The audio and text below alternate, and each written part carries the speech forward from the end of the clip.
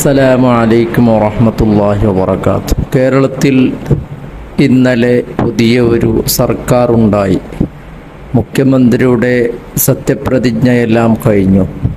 അതിന് ഒരുപാട് നേതാക്കളെ ക്ഷണിച്ചിരുന്നു. ബഹുമാനപ്പെട്ട കാന്തപുരം ഉസ്താദിൻ്റെ പേജിൽ ഒരു പോസ്റ്റ് വായിക്കാനിടയായി. എന്താണതിൽ കണ്ടത്? സത്യപ്രതിജ്ഞ ചെയ്ത് കേരളത്തിൻ്റെ ഭരണം ഏറ്റെടുത്ത മുഖ്യമന്ത്രി ബഹുമാനപ്പെട്ട വി ഡി സതീശനും മന്ത്രിസഭാംഗങ്ങൾക്കും എൻ്റെ സ്നേഹാഭിവാദ്യങ്ങൾ.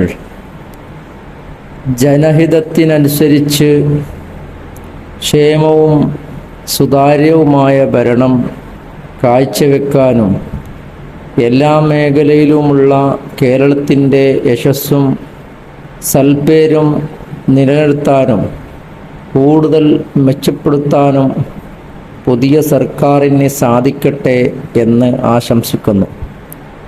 ക്ഷേമ പദ്ധതികൾ മുൻനിർത്തിയുള്ള ആദ്യ ക്യാബിനറ്റ് തീരുമാനങ്ങൾ തന്നെ ഏറെ പ്രതീക്ഷ നൽകുന്നതാണ്. വയോജനങ്ങളുടെ എണ്ണം വർദ്ധിച്ചു വരുന്ന ഒരു സംസ്ഥാനമെന്ന നിലയിൽ അവരുടെ ക്ഷേമത്തിനായി പ്രത്യേക വകുപ്പ് ആരംഭിക്കാൻ എടുത്ത തീരുമാനവും കാലോചിതമാണ്. മതേതരത്വ മൂല്യങ്ങളും സാമൂഹിക ഐക്യവും സമാധാന അന്തരീക്ഷവും നിറഞ്ഞു നിൽക്കുന്ന കേരളീയ പാരമ്പര്യത്തിനനുഷ്ഠിതമായി ജനോപകാരപ്രദമായ ഒട്ടേറെ കാര്യങ്ങൾ നിർവഹിക്കാൻ ഈ സർക്കാരിന് സാധിക്കുമെന്ന് പ്രത്യാശിക്കുന്നു. തിരുവനന്തപുരത്ത് നടന്ന സത്യപ്രതിജ്ഞാ ചടങ്ങിന് പ്രത്യേക ക്ഷണം ഉണ്ടായിരുന്നുവെങ്കിലും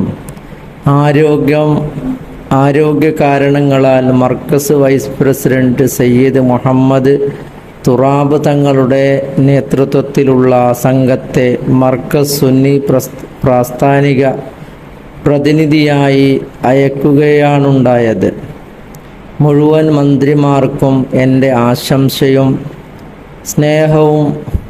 പുതുയുഗ കേരളത്തിനായി നമുക്കൊന്നിച്ച് മുന്നേറാം എന്നതാണ് അതിലുള്ള പോസ്റ്റ്. അപ്പോൾ ബഹുമാനപ്പെട്ട കാന്തപുരം ഉസ്താദ് എല്ലാവരാലും മഹത്വം അറിയുന്ന മഹാനാണ്. കാന്തപുരത്തിൻ്റെ പ്രസിദ്ധി അതൊരു മുഖ്യമന്ത്രി എന്ന നിലക്കോ ഒരു പ്രധാനമന്ത്രി എന്ന നിലക്കോ ഉണ്ടായതല്ല. അല്ലാഹു റബ്ബുൽ ഇസ്സത്ത് അവിടുത്തെ അള്ളാഹുവിൻ്റെ ഇൽമിൻ്റെ ആളായതുകൊണ്ട് ലോക പ്രസിദ്ധിയുള്ള ലോകത്തിലുള്ള എല്ലാ രാജാക്കന്മാർക്കും അറിയപ്പെടുന്ന ഒരു മഹൽ വ്യക്തിത്വമായി അള്ളാഹു ആക്കി എന്നുള്ളത് സുന്നി പ്രസ്ഥാനത്തിൻ്റെ ഒരു അഭിമാനമാണ്. അല്ലാഹു തആല സുൽത്താനുൽ ഉലമക്ക് ദീർഘായുസ്സും ആഫിയത്തും നൽകി അനുഗ്രഹിക്കുമാറാകട്ടെ.